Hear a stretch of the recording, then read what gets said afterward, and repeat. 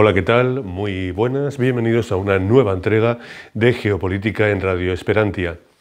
Tal como te habíamos anunciado, hemos preparado un programa sobre Turquía y además de esta forma accedemos a todas las peticiones que nos habéis hecho para intentar entender un poco de dónde partimos en estos finales del año 2020 y qué sucederá en el año 2021 con lo que queda del Imperio Otomano y lo que piensa hacer Erdogan. Erdogan tiene pensado ampliar los dominios de Turquía, como veremos a continuación, y se está colocando en una situación bastante compleja, y de ahí que hayamos titulado el programa de hoy Erdogan en su laberinto. Tiene tropas en Qatar, tiene tropas en Irak, tiene tropas en Siria, recientemente en Libia y también en Azerbaiyán, que ha dado un apoyo prácticamente decisivo a esta república contra Armenia, un programa que si estás interesado lo tienes en la lista de vídeos de Geopolítica en Radio Esperantia, hace un mes y pico que lo tratamos.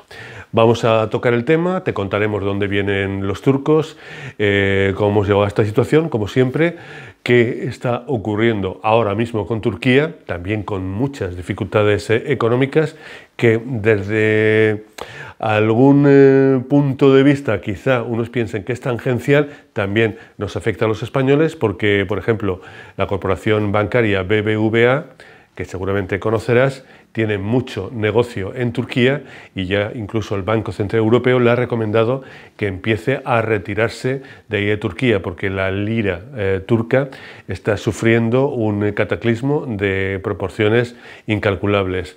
Esto tampoco ayuda a los afanes imperialistas de Erdogan y tener tantos cuerpos de ejército como tiene en varios países. Todo esto te lo contamos a continuación, como siempre te decimos, con los mapas, señalando, explicándote aquí en Geopolítica en Radio Esperantia. Si queremos entender perfectamente la historia de los turcos, debemos irnos cientos de años atrás, hasta el siglo IX. En el siglo IX, quizá el X también, Asia Central, lo que es ahora mismo Siria e Irak, estaba gobernada por los selyúcidas. Los selyúcidas estaban ya en declive ante la llegada por el oeste de los turcos, por el este, perdona, y también porque fueron la época en la que las cruzadas empezaron a plantearse el recuperar también Tierra Santa. A través de Constantinopla iban pasando y era una amenaza. En ese momento llegan los otomanos, que ya estaban allí evidentemente, turcos otomanos que empezaron a escalar posiciones en el imperio selyúcida y poco a poco se hicieron prácticamente con él. Hay que pensar también que los selyúcidas estaban ya en franca retirada. Este es el caso de las potencias o caso de los imperios, declive de los imperios, que lo hemos visto a lo largo de cientos y cientos de años. Prácticamente toda la historia de la humanidad está plagada de surgimiento y declive de imperios, uno tras otro. Los otomanos se hacen con todo el territorio que ahora ocuparía Siria, Irak, un poquito más al este, también partes de Irán, y tenía esa barrera, que era el Imperio Bizantino. El Imperio Bizantino, que no cae hasta el siglo XV, XVI, el territorio que más o menos quedaba, y los turcos empiezan a expandirse hacia el oeste. Ya ves que ocupan territorios de Bulgaria, de Hungría, de todo lo que sería la ex Yugoslavia, la zona de los Cárpatos, llegando incluso a las puertas de Viena. Esto fue un periodo larguísimo, pero los turcos consiguieron dominar prácticamente de la mitad de Asia hasta todo el Asia del oeste, incluso llegando al Mediterráneo y ocupando bastantes territorios hasta su declive. El declive fue la guerra de 1914 a 1918, la Primera Guerra Mundial. Aunque en muchos sitios te encontrarás que, digamos, la caída del Imperio Turco es el año 1923 y tienen razón, porque no es que cayera con el final de la Segunda Guerra Mundial, sino que hubo una serie de negociaciones, luego lo veremos y tal, y quizá la puntilla la dieron los acuerdos de Sykes-Picot. Los acuerdos de Sykes-Picot dividieron todo lo que era el oriente del Imperio turco, y ahora mismo es el origen de todas las guerras que estamos viendo en Oriente Medio. Tienen su origen en el final de la Primera Guerra Mundial y el Tratado de Sykes-Picot, que dividieron todo, metieron a unas etnias con otras que no se llevaban bien, dividieron los países que evidentemente no tenían que haberse dividido así, porque están llenos de etnias, religiones, ideas, formaciones políticas, representaciones políticas distintas, o sea, un galimatías. Pero aquí pues no se le ocurrió otra cosa a los franceses e ingleses, con Escuadra y Cartabón, pues hacer 3 o 4 estados. Ahora lo iremos viendo. Entonces, Turquía, a pesar de que, según he comentado y según se dice, la Primera Guerra Mundial fue el fin, ahora nos fijaremos en los mapas, hay un montón de territorios que pierden incluso mucho antes de la Primera Guerra Mundial. Prácticamente todos los territorios al oeste de Constantinopla, en el caso de Turquía, Estambul, pues fueron recuperados por sus legítimos propietarios antes de que comenzara la Primera Guerra Mundial. De todas formas, se quedó ahí un germen, lo estamos viendo en las guerras de Yugoslavia, Bosnia, Albania, y también por lo que ocurrió en el siglo XX con Chipre, la invasión de Chipre, etc. Pero iremos con todo ello para ir por partes. El Imperio Otomano, el Imperio Turco, llega al 1923, pierde la Primera Guerra Mundial, estaba aliado con Alemania y el Imperio Austrohúngaro, y lógicamente al perder su hegemonía, pues pierde la mayor parte de sus territorios. No quisieron ir totalmente contra Turquía y le permitieron, que creo que fue un error, pues mantener Anatolia, que debería haber sido recuperada por Grecia. Pero bueno, no entramos ahí. Entonces, la división que se hizo con Escuadra y Cartabón, pues supuso un verdadero calvario para todas las etnias que vivían bajo dominio turco a partir de 1923, con divisiones extrañas. Bueno, divisiones extrañas, ¿no? Que cogieron un par de escuadras y cartabones y lo hicieron así a la buena de Dios. Se quedó el Reino Unido con una parte y Francia se quedó con la otra. Recordemos que empezaba a tener muchísima importancia el petróleo, el crudo, como motor de prácticamente todas las industrias, y de ahí pues la posterior importancia que se le dio a todos estos territorios. Llegamos al final del Imperio Otomano. Allí Atatürk pues dijo, mira, ya hemos, Atatürk, que es uno de los hombres clave de Turquía, ya dijo que no podían seguir así, no podían vivir en el atraso que estaban viviendo, y proclamó un cambio, una revolución social, y empezó a modernizar Turquía.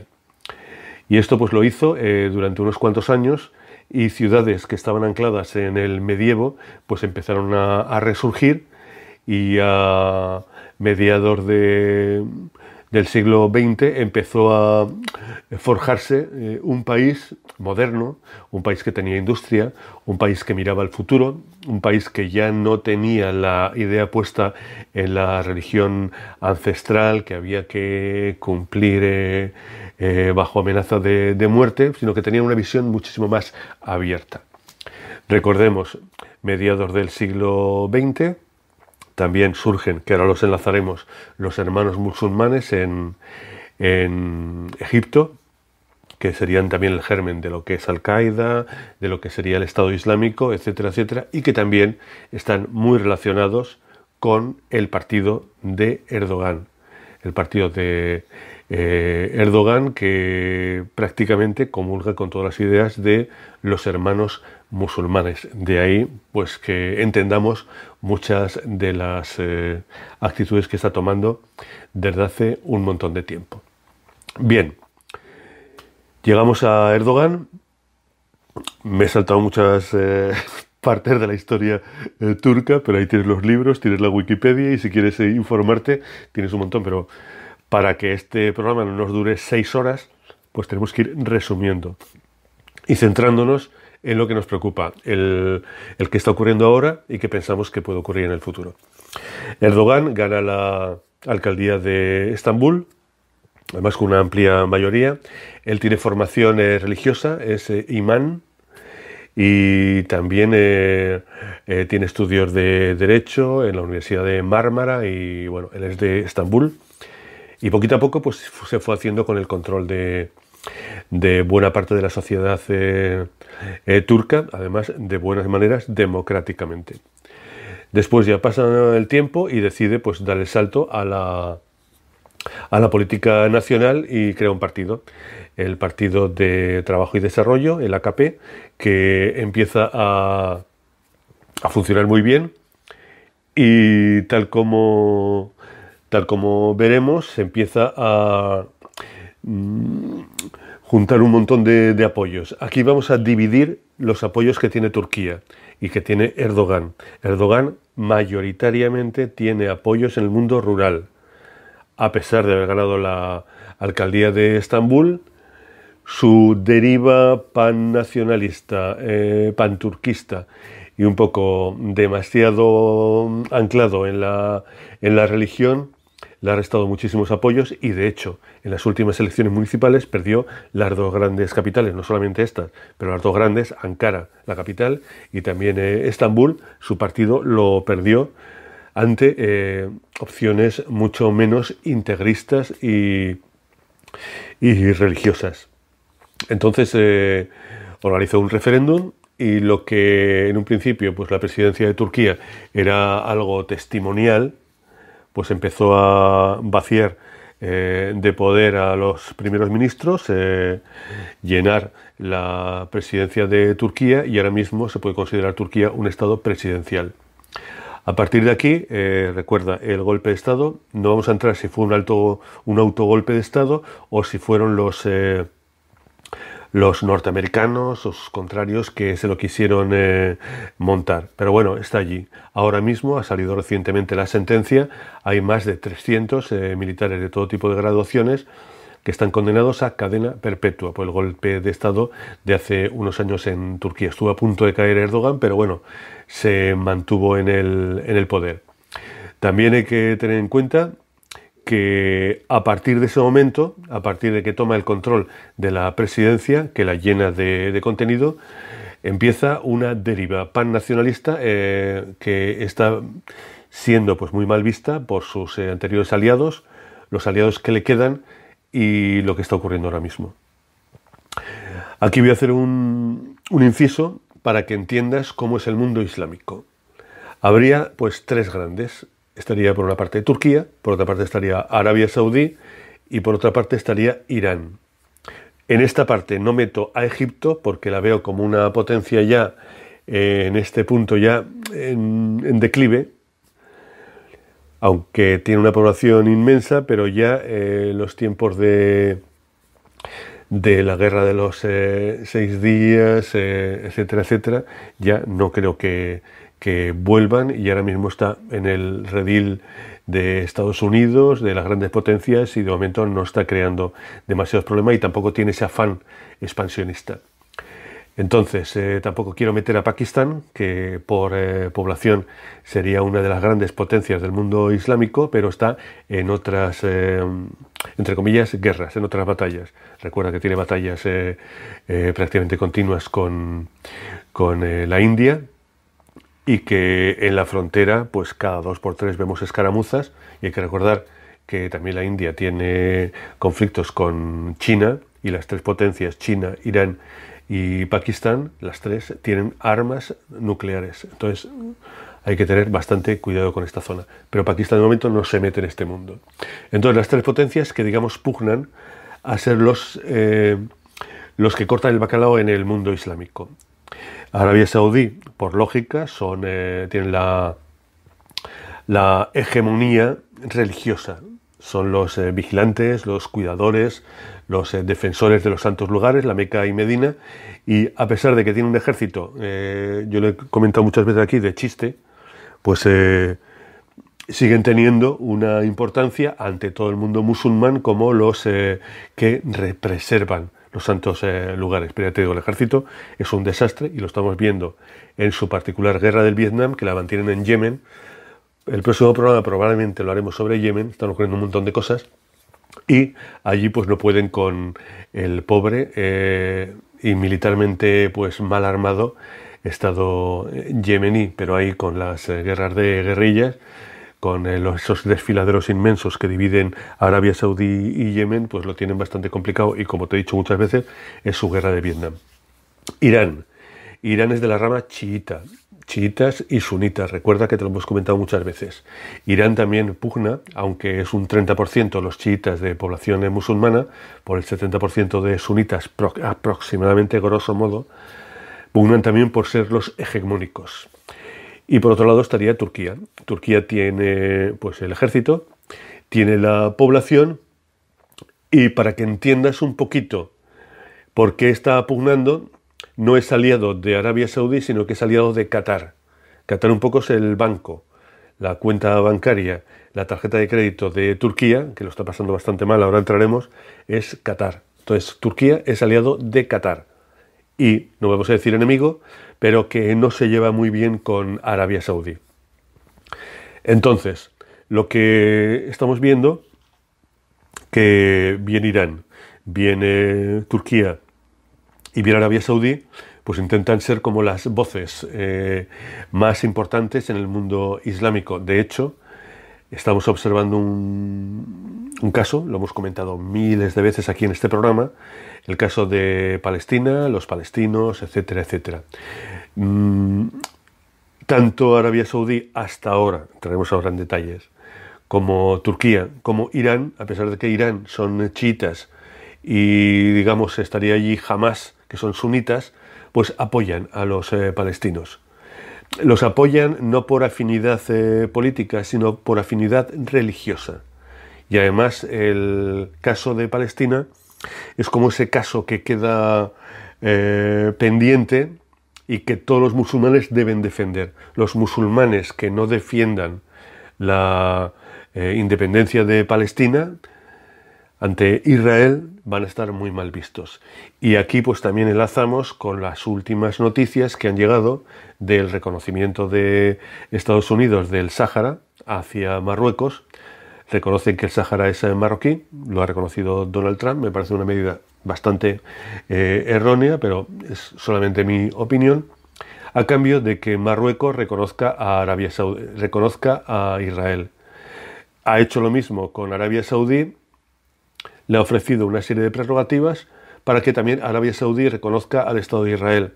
Esto va a ser un vendaval de cambios en el mundo islámico porque, por ejemplo, Marruecos, que en principio no había reconocido a Israel y estaba a favor de la independencia de Palestina, pues de buenas a primeras va a cambiar. Entonces va a cambiar de bando, digamos. Arabia Saudí va a ocurrir lo mismo. Entonces, ¿qué es lo que puede ocurrir? Que países que hasta el momento pues no estaban pronunciándose excesivamente, pues pueden empezar a decir aquí estoy yo. Por ejemplo, el caso de Irán, que puede decir, mira, Arabia Saudí ya ha abandonado la causa palestina, pero nosotros seguimos manteniendo la causa palestina.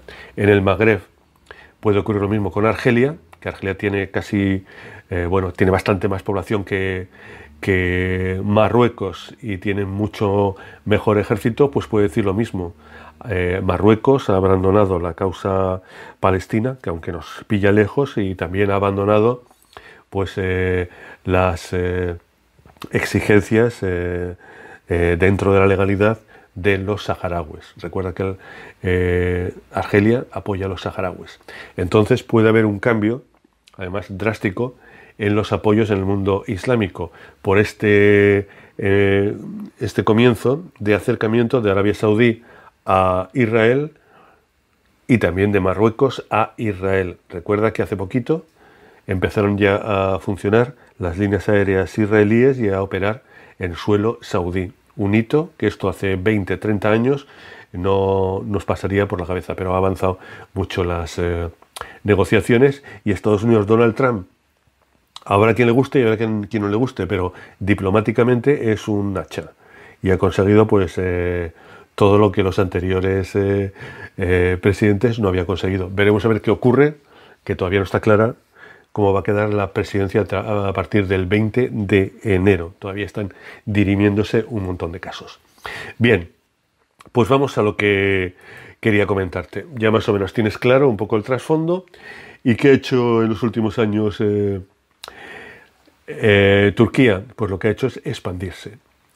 Está exigiendo con la guerra de Siria que se le creara un parapeto. Al final, pues ni Estados Unidos ni Rusia accedió y ellos mismos pues se han tomado la libertad de invadir prácticamente todo el norte de Siria. En el norte de Siria están los 3 cantones kurdos, no se llevan nada bien con los turcos y de hecho los turcos tienen una guerra abierta en el este de su país, que es prácticamente todo kurdo, y están ahí masacrándose unos a los otros. También ha invadido Turquía y aquí tenemos en cuenta que el norte de Turquía, como estamos viendo las imágenes, yo estoy hablando pero te voy mostrando las imágenes. Tenemos ahí a Barzani, que es el líder de los kurdos de Irak, que prácticamente mantienen una, digamos, independencia de facto de el gobierno de Irak. Extraen su petróleo, lo venden, le pasan la cantidad estipulada al resto de Irak, funcionan como una especie de una federación. Entonces, el problema que tiene Barzani, porque hay que ponerse en la piel de cada uno. Barzani, si quiere ser ligeramente independiente como está ahora, pues tiene que cuidarse muy bien las espaldas. ¿Las espaldas cuáles son? Pues Turquía. Tiene que llevarse bien con Erdogan porque Erdogan de un plumazo le invade el territorio y se quedan colgando de la brocha. También tiene que andar con mucho cuidado con lo que hace respecto al gobierno iraquí. Tiene que, pues un tira, una floja, estar ahí pues negociando siempre para mantenerse en una situación que es bastante compleja, porque no puede decir aquí estoy yo, mira, aquí no se invade, tal, pues no, tiene que estar un poco con paños calientes continuamente, porque no es una potencia regional hegemónica en la zona, controla su territorio, el Kurdistán iraquí. Y de esta forma, pues recordarás los yazidíes, que fueron invadidos todo su territorio, las montañas que hay al oeste del Kurdistán iraquí, están allí los yazidíes, que también son kurdos, aunque yazidíes, y ahora mismo pues estarían los yazidíes, en medio la ha invadido toda esa zona, la ha invadido Erdogan, que se llama la zona de Bradost, que está al norte de Kandil, las montañas estas donde están los yazidíes, y prácticamente así poquito a poco se ha quedado con todo ese territorio que es bastante grande. Entonces estaría al este Barzani con los Peshmerga y lo que sería el Kurdistán iraquí. En medio, en Brados, estaría el ejército y el gobierno iraquí, el gobierno turco, perdona, con Erdogan, y al oeste estarían los yazidíes. Es ir poniendo cuñas, ir haciéndose con territorio. Y en Siria ocurre prácticamente lo mismo. En Siria han estado durante muchísimos años, hasta que ya vieron que era inevitable entrar ellos en guerra, han estado pagando a milicianos, yihadistas, de todo tipo de pelaje y condición, para hacerse con territorios en el norte de Siria. Ellos alegan que al ser turcomanos hay mucha población turcomana que son de origen túrquico, turcos, otomanos, y que merecen estar allí. Habría mucho que hablar en este aspecto, pero en parte tienen razón. Pero lógicamente lo que están haciendo es invadir una zona y hacer limpiezas étnicas, pero de verdad de forma sistemática, y eso no está nada bien. Entonces se han quedado prácticamente con todo el norte, con una franja bastante amplia de la frontera de Siria con Turquía, y están en la provincia de Idlib con un montón de bandas yihadistas peleándose entre sí y también peleándose con el ejército sirio y con el ejército ruso. Rusia le advirtió hace ya un montón de meses a Turquía que debía replegarse, pero Turquía sigue intentando hacerse con todo ese territorio y de vez en cuando pega un aguijonazo. Rusia hace una ofensiva bestial con aviones, cazas y tropas de tierra, sirias y también rusas, y va pegándole un bocado. Como te he dicho muchas veces, Putin juega al ajedrez y Erdogan está jugando a las damas. Entonces el que más aguante, el que mejor estrategia tenga, en este caso creo que Putin, pues se hará con el territorio. No será rápido, pero poquito a poco le van pillando terreno y como vamos viendo, por lo que te comenté en la guerra de Siria, el último programa de geopolítica, uno de los últimos, te vas ahí al canal de geopolítica de Radio Esperantia y lo verás, pues van arrancando mordisco territorio de la provincia de Idlib. Les quedaría el cantón de Afrin ocupado por Turquía y todos los yihadistas, y luego ya sería la frontera turca, y tal como dijo Bashar al-Assad, que recuperaría hasta la última pulgada de territorio sirio, pues la guerra continuará hasta que esto se materialice. Entonces, en Siria ya hemos visto cómo está el tema, bastante complicado para Turquía, porque recordemos, tiene tropas, no sé si considerar que tiene tropas en Turquía, en todo el este, lo que es el Kurdistán, pero bueno, lo vamos a comentar, porque es que debe tener ahí bastantes efectivos de las fuerzas armadas, tanto policía como fuerzas armadas, porque es prácticamente un polvorín. Ahí está el PKK, que no hace más que hostigar a las tropas turcas. Es un territorio orográficamente muy complejo y allí pues emboscadas, golpes de mano, montañas, etcétera, ya te lo puedes imaginar lo que puede ocurrir, y de todas formas le están dando bastante a Turquía. Turquía tampoco se queda corta y bombardea ciudades, arrasa completamente ciudades, y están allí en un toma y daca interminable. Tiene tropas en Irak. Mantener tropas en todo lo que tiene Irak pues cuesta bastante pasta, y todo lo que tienen en Siria. Pero es que además nos vamos a ir a África. En África estaba la guerra de Libia. En Libia prácticamente tenían ya hasta el aeropuerto de Trípoli las tropas del mariscal Haftar, un antiguo renegado del antiguo dirigente Muammar al-Gaddafi, que mantenía la CIA en Estados Unidos, lo devolvió al campo de operaciones, y ahí estaba prácticamente recuperando todo Libia. Pero ya cuando ocuparon el aeropuerto, entró en liza Turquía, y dirás, ¿y qué se le ha perdido a Turquía en Libia? Bueno, aquí tiene mucho más que ver Qatar, que tiene intereses en Libia, que lo que es Turquía. Turquía viene en ayuda a su aliado. Como Qatar no tiene ejército, pues manda a su hombre fuerte, que sería Erdogan, con el ejército turco. Y entonces lo mandó allí y están allí.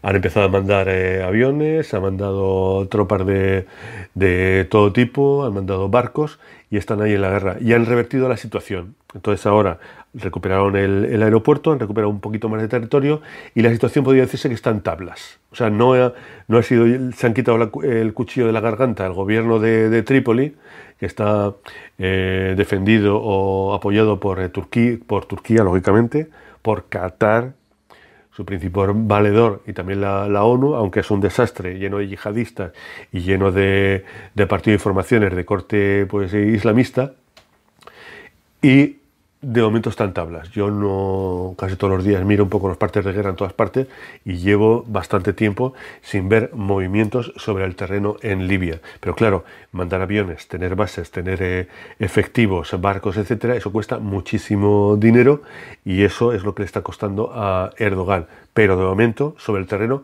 está controlando la situación, y le puede decir perfectamente a Turquía y al gobierno de Trípoli: señores, hasta que he llegado yo, estaban con el cuchillo en el cuello. Yo les he quitado el cuchillo en el cuello y estoy aquí preservando la entrecomillada,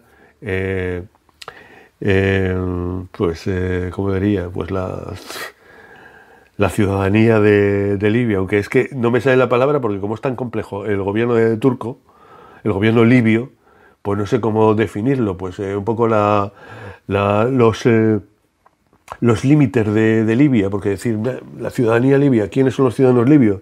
Pues tenemos los Tuareg, el mariscal Haftar manda una facción, después en Trípoli hay 14 facciones, o sea, un completo desastre.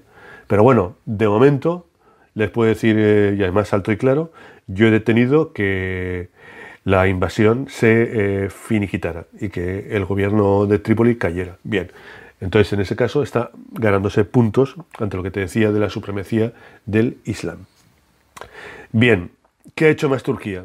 Pues Turquía, no contento con todos estos movimientos, se fue a apoyar a los azeríes, Azerbaiyán, la guerra que recientemente perdió Armenia, perdió gran territorio, y es una guerra que dará bastante que hablar porque los armenios se han quedado bastante cabreados, incluso pidiendo a gritos la dimisión de su primer ministro por haberse dejado avasallar de esta forma. Te lo hemos explicado en el programa de Azerbaiyán, de Nagorno-Karabaj, y lo mejor que puedes hacer, si quieres enterarte, te vas allá, Geopolítica Radio Esperantia, YouTube, ves el programa y ahí te aclaras mucho mejor. Lo digo para no alargarnos excesivamente.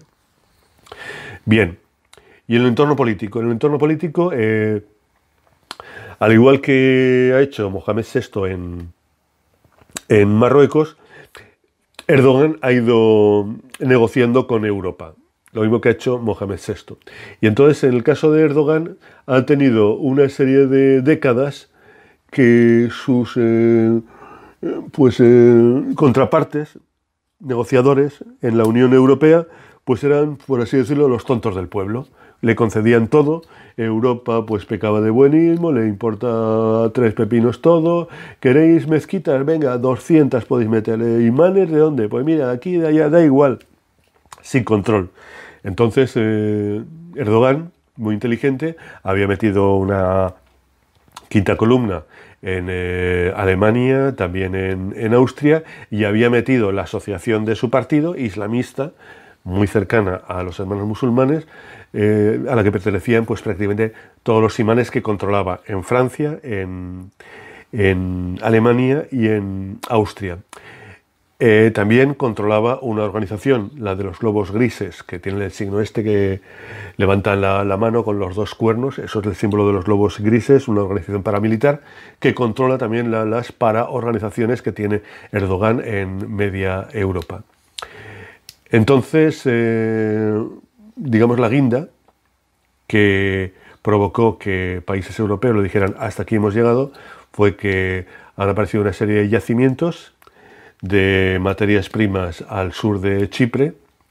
Chipre ya sabes que lo invadió Turquía el año 73, alegando que estaba en peligro la población de origen turco que había en Chipre, y desde el 73 pues llevan sin abandonar el territorio, o sea que están allí. Dice que al pertenecer Chipre a Turquía, pues ese territorio le pertenece y esos yacimientos también.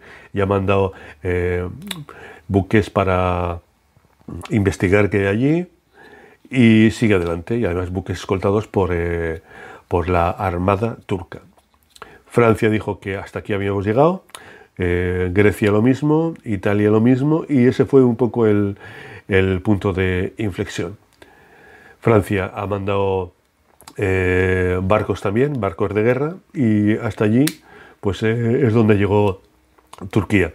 Turquía es la política de los hechos consumados, igual que hace Marruecos en el Sáhara, y además negociando con España. Si le mandan a todos los tontos del pueblo a negociar, pues él se aprovecha, y además no se lo critico, yo haría lo mismo. Si estás negociando con una gente que son pues bastante, vamos a decirlo de forma benévola, bastante mejorables en cuanto a sus aptitudes, pues todo lo que puedas aprovecharte, te aprovecharás, y de ahí que están mandando inmigración descontrolada, toda la que quieran, hacen barrabasadas con el tema económico, las exportaciones, y nadie le planta cara hasta que uno pues le diga, hasta aquí hemos llegado. Pero hombre, ¿cómo pasa? Pues sí, hasta aquí hemos llegado. Entonces, Francia, Austria y quizá Alemania, pues ha empezado a expulsar a todas las organizaciones relacionadas con los hermanos musulmanes, relacionadas con los imanes que tiene Erdogan en Europa. También Francia, con las que se las tiene bastante tiesas, ha expulsado a los lobos grises, la organización este paramilitar de Francia, y otros países están haciendo lo mismo. Entonces, ¿qué es lo que ha cambiado? Pues ha cambiado que no es que Europa haya dejado de ser buenista, simplemente que le han visto las orejas al lobo, no a los lobos grises, sino a los partidos que están empezando a ser los garantes de la libertad, de la justicia, de la soberanía de Europa, que son los que creo que erróneamente llaman la extrema derecha o la ultraderecha, que no tienen nada que ver, pero que en Europa, al haber abandonado a sus ciudadanos, por lo que te he comentado muchas veces, el principio de Arquímedes político, si abandonas un espacio, pues es ocupado directamente por otro. Entonces todas estas formaciones a la derecha de los liberales están empezando a ocupar gobiernos, recordemos Polonia, Hungría, Austria, y hay un montón de cabreo en toda la población europea porque, según dicen, y además con toda la razón, no se están defendiendo sus intereses.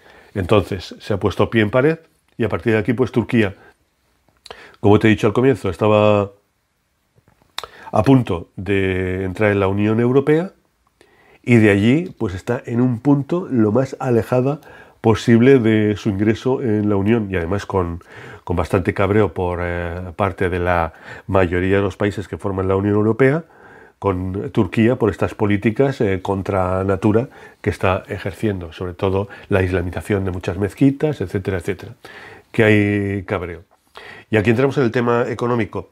Este tema es delicado, no es que sea que me lo hayan dicho alguien, que sea algo secreto, lo puedes consultar perfectamente en cualquiera de las fuentes económicas de tu elección. Por ejemplo, te vas al BCE o pones simplemente en Twitter pues recomendaciones del Banco Central Europeo a BBVA para que desinvierta en Turquía. Esto es importante, se le ha ocurrido porque Turquía está bastante mal. Económicamente, pues hace unos años, con 3 liras turcas, que es la moneda de Turquía, te pagabas 1 euro, conseguías 1 euro, y ahora necesitas cerca de 8 para tener 1 euro. Para que veas la caída a lo bestia que ha mantenido la lira turca con respecto al euro. Con respecto al dólar, pues también le ha ido bastante mal. Y por eso las recomendaciones es que los países que tengan bastante intereses en Turquía empiecen a desinvertir. Y sobre todo le comentan al BBVA, porque el BBVA tiene una participación del 50% en el banco Garanti Bank. ¿Y qué es Garanti Bank? Es el tercer banco de Turquía. O sea, si tienes el 50% del tercer banco de una de las economías que peor va y que te puede hacer tambalear tus beneficios, pues veremos. Ahora mismo es el 21% del beneficio del BBVA, el Banco Garanti Bank, para que te hagas una idea. Pero claro, si sigue cayendo, pues habrá que cuidarse bastante. Y ya ves, Turquía se está gastando un montón de pasta, un montón de dinero que ahora mismo no tiene, y todo esto pues está precipitando los acontecimientos. Ya Francia y Alemania y Austria le han parado los pies a Erdogan, y veremos a ver si esto no va a mayores. También hay que tener en cuenta que se ha detenido, se ha ralentizado estas supuestas guerras yihadistas o estas invasiones bestiales o esta islamización de Europa. Por todo lo que te estamos comentando, se ha empezado a parar los pies a todos los imanes que vienen de Oriente, Arabia Saudí, Qatar, Turquía, etcétera, etcétera, y se ha ido deteniendo. Se ha parado, en el caso de Grecia, todas las invasiones de musulmanes, porque Grecia tiene desde hace tiempo un nuevo gobierno y ha dicho, pues mira, esta es mi soberanía, a pesar de lo que dice la Unión Europea, pero hemos visto que la Unión Europea, si le plantas cara, pues también se se echa para atrás, caso de Polonia o Hungría o Austria, que no admiten refugiados, la cuota de refugiados, y que lo que quieren es que los devuelvan a sus países. Por lo mismo ha empezado a decir Grecia, y ahora mismo todas las pateras, todas las barcas que llegan desde las islas turcas a Grecia, las patrulleras las devuelven exactamente al punto de destino. En España tenemos que llegar a ese punto, pero todavía no hemos llegado por el tipo de gobierno que tenemos, que es pues bastante mejorable, dicho sea de paso. Espero que te hayas aclarado un poquito más de cómo van las circunstancias en Turquía, y lo que te quería comentar, que se me ha ido el santo al cielo, que quizá yo, como veo, tanto Arabia Saudí, Qatar, Turquía y todos los países que tienen intereses en directa o indirectamente en el petróleo, están observando un dato demoledor. El petróleo ha bajado muchísimo de precio con la llegada de los productores del fracking. Ya no creo que supere nunca los $50 por barril. Y el presupuesto pues lo tienen que reducir considerablemente, porque ya el petróleo caro ya no tiene la sartén por el mango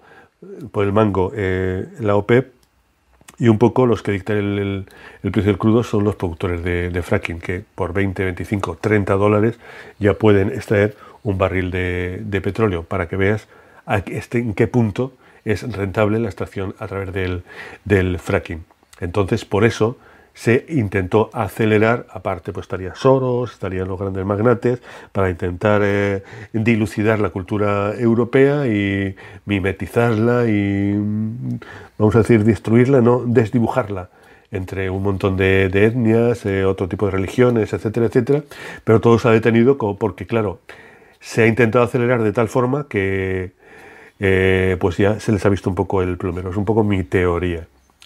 ¿Y por qué lo han hecho? Pues porque ven que esto, si no lo hacen ahora, en poco más de 10 años el precio del petróleo ya no tendrá esa importancia, habrá otro tipo de fuentes de energía mucho más importantes, mucho más limpias, y que el petróleo será algo de segundo o tercer nivel, y por eso es la aceleración. Entonces están cambiando muchas cosas. También la llegada de Donald Trump a la Casa Blanca ha ralentizado pues todo este tipo de políticas, y veremos a ver qué es lo que ocurre en el futuro. Estamos pendientes de saber qué va a ocurrir con la Casa Blanca, que muchos ya dan por ganador a Joe Biden, pero hay un montón de demandas en juzgados de tercer, cuarto nivel, segundo nivel, y hasta que llegue al Tribunal Supremo. Algunos ya han llegado y ni siquiera no han visto el fondo del caso, simplemente se han limitado a decir que, de momento, pues la jurisdicción A no tiene competencias para esgrimir o plantear un caso ante la jurisdicción B. Simplemente han dicho eso, no han mirado el caso en ningún sentido. Pues nada, espero que te hayas aclarado bien. Cualquier duda la dejas en los comentarios, intentaré resolver todas los que pueda. Ya sabes que no nos permiten monetizar este tipo de vídeos. ¿Que quieres echarnos una mano? Pues mira, te haces socio de Patreon, y por €1 al mes pues nos harás un favor y nos ayudarás a la producción de este programa, que es bastante curiosa. Y si quieres también, pues mira, a través de PayPal tenemos la cuenta, pues mira, nos mandas una donación a radio@esperantia.com y lo agradeceremos de igual forma. Espero que te haya quedado claro la situación en la que estamos aquí a finales de 2020 y lo que preveemos que puede ocurrir en los próximos meses de 2021, incluso los posteriores. Situación muy compleja, muy complicada, la de Turquía, que está pues como las novias que se dejan querer. Tiene varios pretendientes, las grandes potencias, Estados Unidos, pertenece a la OTAN, también Rusia, pero claro, no puede jugar con dos barajas de forma permanente. Ya se ha llevado algún chasco con Rusia, y en el caso de que vuelva a resultar elegido Donald Trump, pues le tiene animadversión, sobre todo a las políticas expansionistas de Erdogan, y no creo que le deje pasar mucho. Y en Europa, pues ya te lo hemos contado, también situación bastante compleja. Y tal como te he comentado, Turquía ha pasado de prácticamente estar dentro de la Unión Europea a llegar a un punto donde está más alejada que nunca de la vieja Europa. Espero que te haya quedado claro, como te he dicho. Recibe el cordial saludo de Franco Saavedra. Volvemos en la próxima entrega y si no es antes de Navidad, pues te deseamos que pases unas fiestas fantásticas, feliz Navidad y que entres en un año 2021 de la mejor forma, que será seguro, mucho mejor que este 2020 tan crudo que hemos tenido y hemos padecido todos. Hasta la próxima, muchas gracias.